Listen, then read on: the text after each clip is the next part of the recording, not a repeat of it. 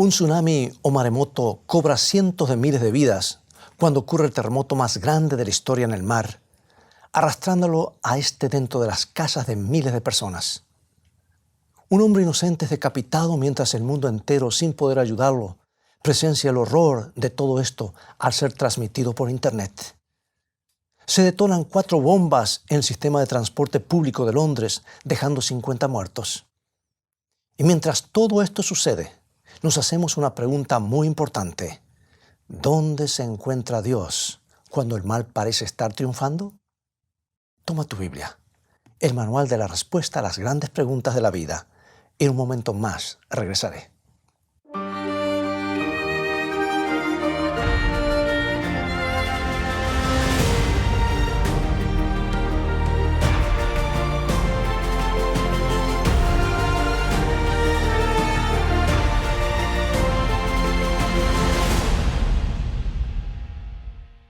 Permíteme presentarte una familia que tenía más que grandes problemas. De hecho, me atrevería a decir que la novela más leída ni siquiera podría comparársele. Primero, el padre era un estafador que engañó a su hermano y le quitó su herencia. Y como consecuencia se vio forzado a abandonar el país. Su matrimonio era un desastre. Tenía 13 hijos que eran de 4 diferentes madres y uno de los 13 era su favorito. Lo que pasaba era que José era más noble, más inteligente, incluso tenía mejor apariencia que el resto de sus hermanos. Y un día Jacob le dejó bien claro a su familia acerca de esto. La Biblia nos dice en Génesis capítulo 37, versículos 3 y 4. Y amaba Israel a José más que a todos sus hijos, porque lo había tenido en su vejez y le hizo una túnica de diversos colores. Y viendo a sus hermanos que su padre lo amaba más que a todos sus hermanos, le aborrecían y no podían hablarle pacíficamente. Bueno, quizás recuerdes la historia. La Biblia dice que Jacob, siendo anciano, le hizo una túnica de varios colores a José. Y esto es algo que nunca había hecho por los otros hijos. Pero este abrigo era más que una simple túnica. Era lo que hizo que sus hermanos no pudieran vivir con él. Ahora escucha esto. Existe un lugar arqueológico en Egipto llamado Beni Hasan. Y allí una de las tumbas tiene un dibujo que muestra un grupo de cautivos jebuseos y todos usan una clase de abrigo, pero solo una persona tiene un abrigo que es colorido y el dibujo lo identifica a él como el principal de todo ese grupo. Yo no sé en cuanto a ti, pero a mí no me hubiera caído nada bien esta clase de noticia. Y de acuerdo a la Biblia, a los hermanos de José tampoco les gustó. La Biblia dice que lo odiaron tanto a José que hasta al punto de no poder hablarle. Y como para que toda la situación fuera peor, José tuvo un sueño en el que él no solo era el favorito de su padre, sino que también era el favorito del cielo. Hermanos, adivinen qué, le dijo José. Anoche tuve un sueño, estábamos atando manojos en medio del campo y de pronto mi manojo se levantó y se quedó derecho, mientras que los manojos de ustedes estaban a mi alrededor y se inclinaban al mío. Bueno, en cuanto a relaciones públicas, digamos que esto fue un desastre. Aparentemente José no había leído el libro Cómo ganar amigos e influir sobre las personas, ¿verdad? Porque la mayoría de nosotros sabemos que no debemos hablar de nuestras cosas importantes de esta manera. Esto hace que la gente nos odie. Y la Biblia dice que eso es exactamente lo que pasó. De igual manera, José no pudo evitarlo. ¿Quién estaría contento? ¿Quién no estaría, mejor dicho? Lo que intentó decir es que si el cielo nos dice que todo se inclina hacia uno, ¿crees tú que podías mantener el secreto? No, es algo que hay que divulgarlo. Y como para empeorar la situación, hubo un segundo sueño y esta vez toda la familia estaba envuelta en el mismo. José soñó que el sol, la luna y las 11 estrellas se postraban ante él y esta vez le contó a su padre. Ahora bien, la Biblia nos cuenta que esto ya era más de lo que él podía aguantar. Génesis 37:10. Y lo contó a su padre y a sus hermanos, y su padre le reprendió y le dijo: ¿Qué sueño es ese que soñaste? ¿Acaso vendremos yo y tu madre y tus hermanos a postrarnos en tierra ante ti? Bueno, José quizá era el favorito de Jacob, pero esto ya era demasiado, era el colmo, por decir así. ¿Por qué tendrían que inclinarse el padre y la madre hacia su hijo? José, por favor, deja de alardear de esa manera. No quiero escucharte más. Pero la Biblia le agrega un detalle muy importante a todo esto. Quisiera que le prestes atención. Génesis 37:11. Y sus hermanos le tenían envidia, mas su padre meditaba en esto. Si bien a Jacob no le gustó mucho el sueño, meditó en él, ya que Jacob en su propia vida había aprendido una gran lección. Porque cuando Dios tiene un plan, hay que contar con que Él va a llevarlo a cabo. Siempre es así. Y si Dios le dijo a José que toda su familia iba a prostrarse ante Él, Jacob sabía que así sería. Porque Dios nunca se equivoca. Ni siquiera cuando pareciera que lo que Dios promete no pueda llegar a ser posible. Y esa es la lección que debemos aprender nosotros también. Al final nos daremos cuenta que Dios nunca se equivoca, pero a veces tenemos que aprender esta lección de una manera difícil. Quizás recuerdes el resto de la historia. Los hermanos querían ver muerto a José y por la única razón que no lo mataron en el mismísimo lugar fue porque Rubén, el hermano mayor, se puso un poco nervioso y les pidió que no derramaran la sangre de su hermano. Así que lo echaron en una cisterna, en un pozo en el desierto, que estaba vacío evidentemente, y luego lo vendieron a unos mercaderes madianitas que pasaban por el lugar. Ahora, esto es lo que quisiera que pensemos hoy. Me pregunto, ¿qué hubieras sentido al estar en el fondo de una cisterna seca? ¿Será que pensabas que era solo una broma? Sabes, yo tengo 2 hermanos, uno de ellos menor que yo, y a veces con mi hermano mayor le hacíamos algunas bromas pesadas a nuestro hermano menor. Los hermanos mayores pueden llegar a ser muy crueles, ¿verdad? Y te apuesto que José se enteró de esto. Quizá la cisterna no era la primera broma que le habían hecho, pero a veces me pregunto, ¿cuándo comenzó a José a sospechar que algo andaba mal? Hey, muchachos, está todo bien con la broma, pero ya se está haciendo tarde y tenemos que volver a casa. Luego se ocultó el sol y comenzó a correr un aire fresco. Y lo que ocurrió después fue que José pasó a ser un esclavo madianita atado a un camello. Quizás no volvería a ver a su familia nunca más, pero permíteme hacerte una pregunta importante. ¿Qué estarías pensando tú si te hubiera pasado lo mismo? Te atan a un camello, te llevan por el desierto hasta quién sabe qué lugar para ser vendido después como esclavo. ¿Qué pensarías tú si Dios te hubiera dicho antes que tu destino va a ser un destino de grandezas? ¿Sentirías la tentación a dudar?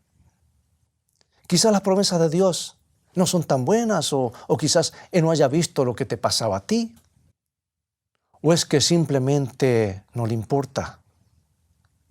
Si tú eres como la mayoría de las personas, entonces yo sé lo que estás pensando. Dios, pensé que lo tenías todo arreglado, teníamos un plan. ¿Acaso no lo recuerdas? Estaba todo en el sueño. Dijiste que mis hermanos iban a postrarse ante mí, pero en vez de eso me golpearon y se deshicieron de mí. No entiendo nada. ¿Dónde estás, Señor? Ahora, seamos honestos. ¿Te has sentido de esta manera alguna vez? Las promesas de la Biblia parecen ser tan buenas y nos emocionamos con todas las posibilidades que Dios nos da, pero entonces algo pasa y toda la estantería se nos viene abajo.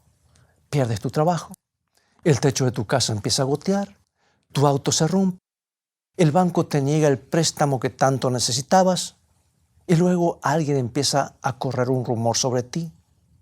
Un loco entra en el salón de clases donde se encontraba tu hija y la asesina a sangre fría. Un tornado atraviesa los campos y se lleva las vidas de tu familia. Y no es difícil que tu mundo se haga pedazos. Todo puede ocurrir en solamente un segundo. Y para colmo tu salud comienza a flaquear. Y cuando llegan estos momentos, como a muchas personas les ha pasado, nos sentimos tentados a olvidar lo que Jacob sabía. Las promesas de Dios siempre son buenas. Aunque no entendamos cómo, Dios siempre hace lo que es mejor para nosotros, aunque no lo entendamos.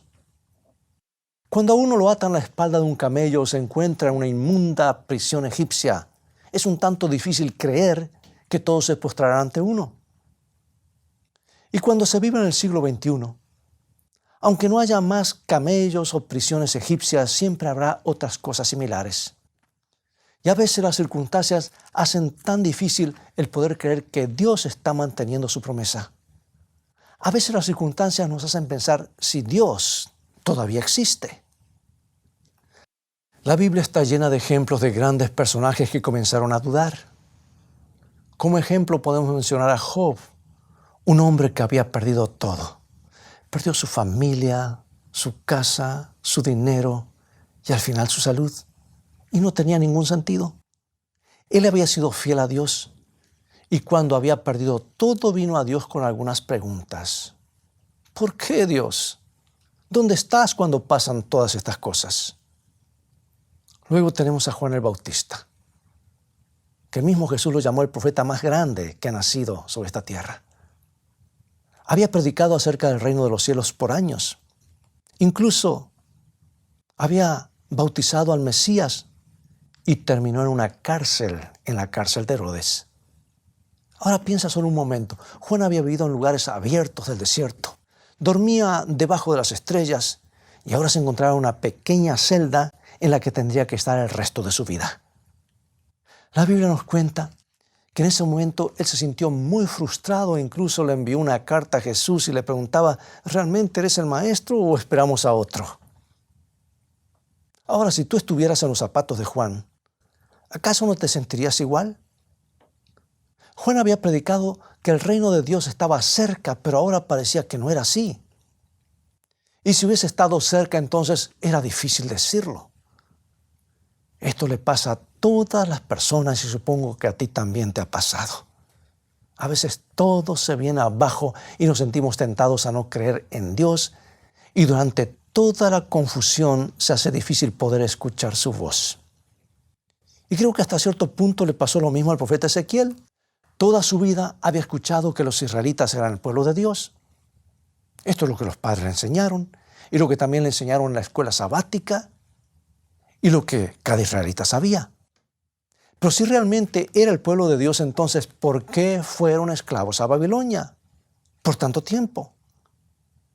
Luego Dios les habló de una manera inusual. Un día, dice la Biblia, Ezequiel estaba parado junto al río cuando vio algo extraño. Eran 4 criaturas y una misteriosa rueda en medio de la rueda. Y Ezequiel, al ver esto, lo encontró un tanto confuso.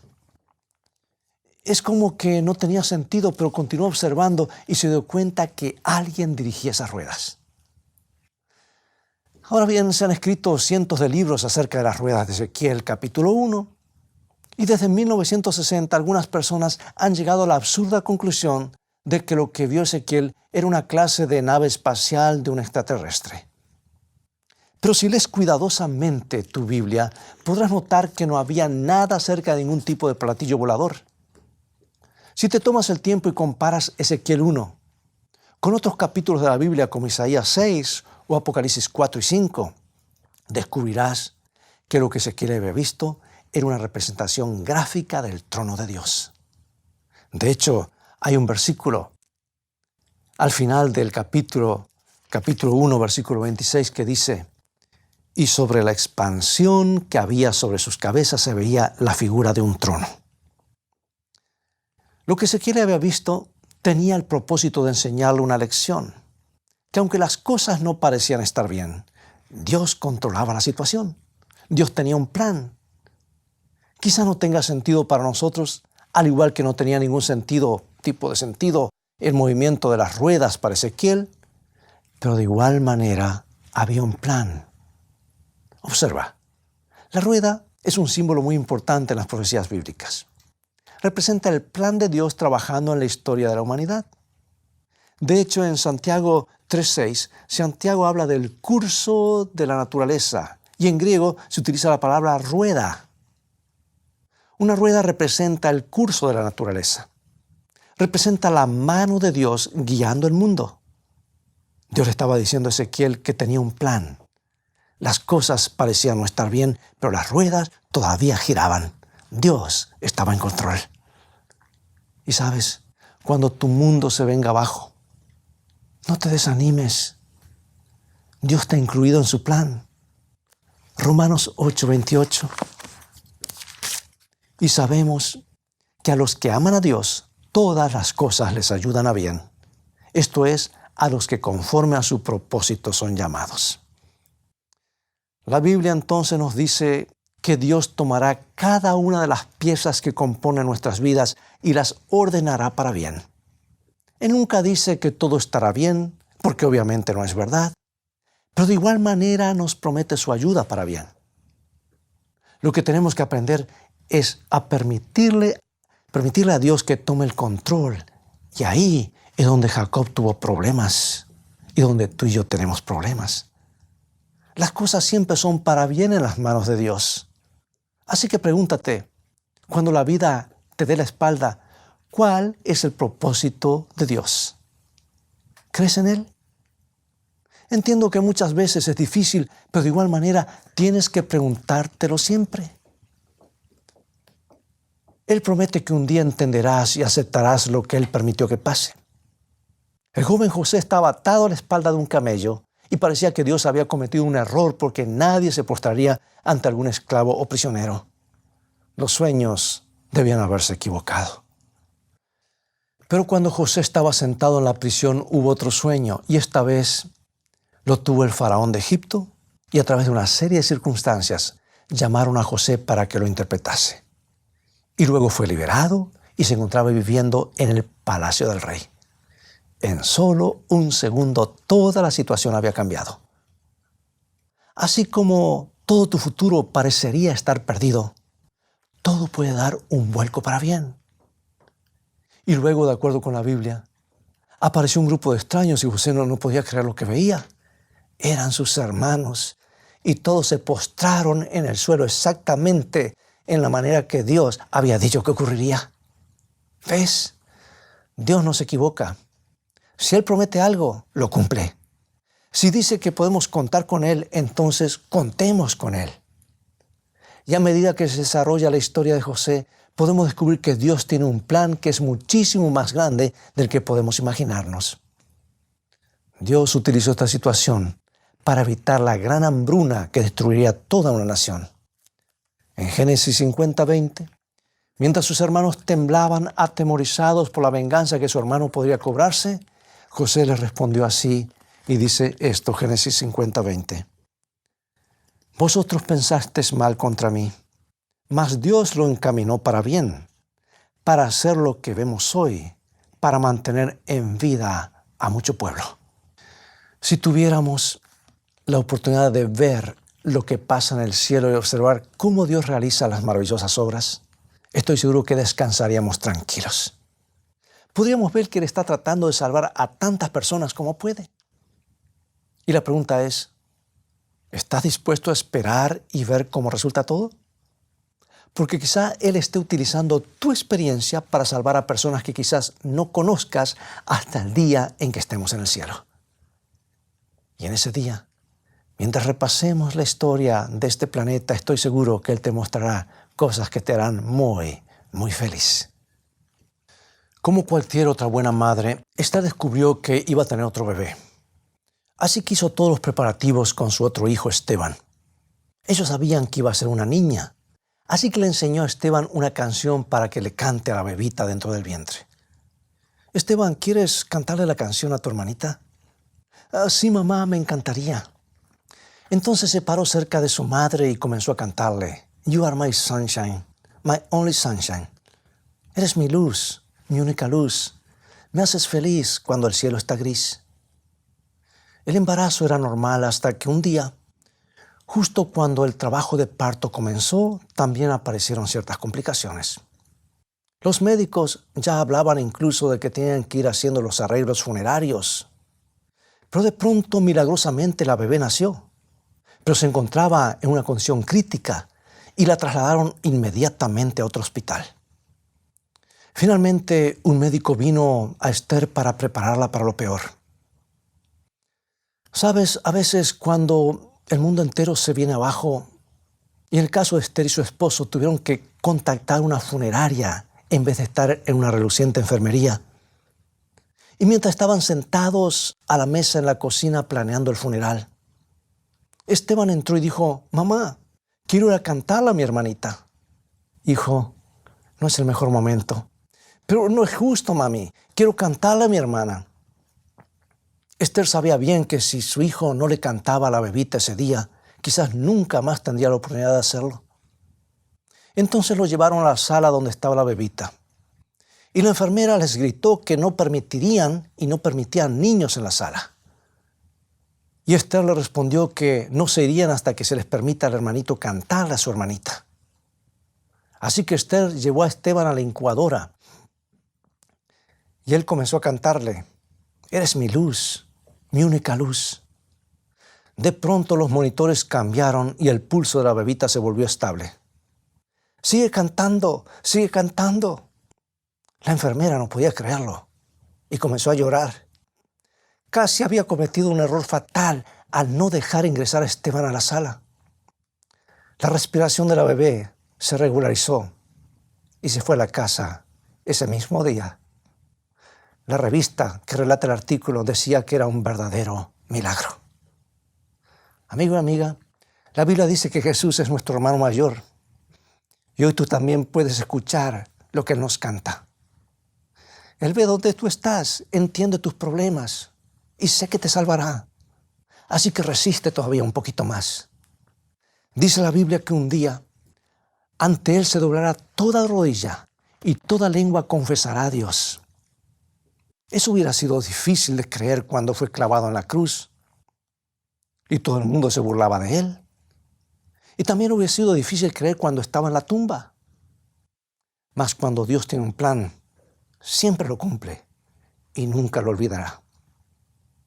¿Entendemos todo ahora? Por supuesto que no. Algunas cosas desafían nuestra razón, pero las divinas ruedas de Dios están girando y un día vendrá otra vez. Mientras tanto, pregunto, ¿estás dispuesto a que Dios dirija tu vida?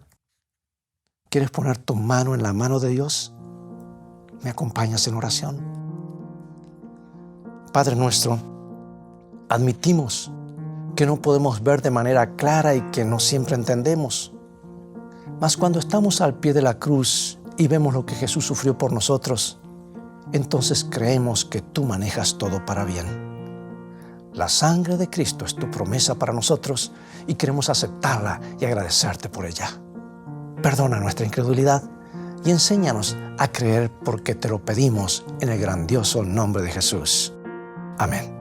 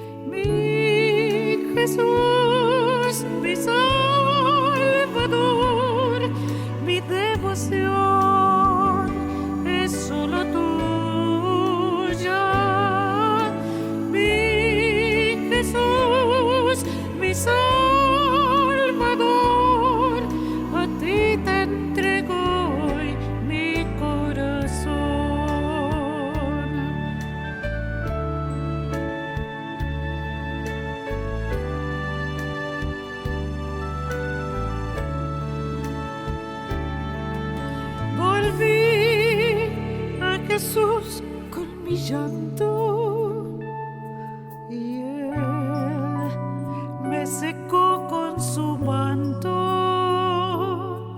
Volví con el rostro entre manos, levantó mi cabeza, quitó mi pecado. Volví como cada mañana, confiada porque sé que me ama y que con su manto perfecto quitará mis defectos. Por eso volví.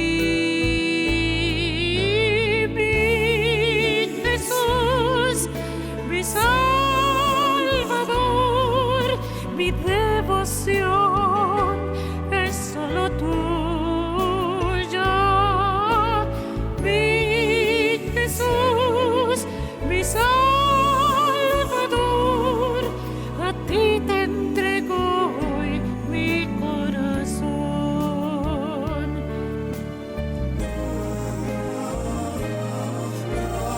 Mi Jesús, mi Salvador, mi devoción es solo tuya. Mi Jesús, mi Salvador, a ti te entrego hoy mi corazón. A ti te entrego hoy mi corazón. Entrégale a Él tu corazón.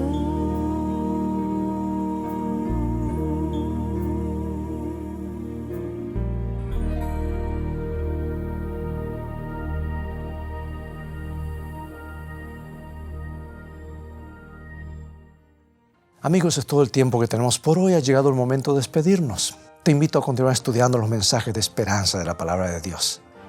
Visítanos en nuestro sitio de internet, escritoestá.tv, donde podrás obtener una variedad de estudios bíblicos que te ayudarán en tu caminar diario con Dios. Y también aumentarán tu confianza en el Dios de lo imposible. Dios te bendiga y recuerda, escrito está, no solo de pan vivirá el hombre, sino de toda palabra que sale de la boca de Dios.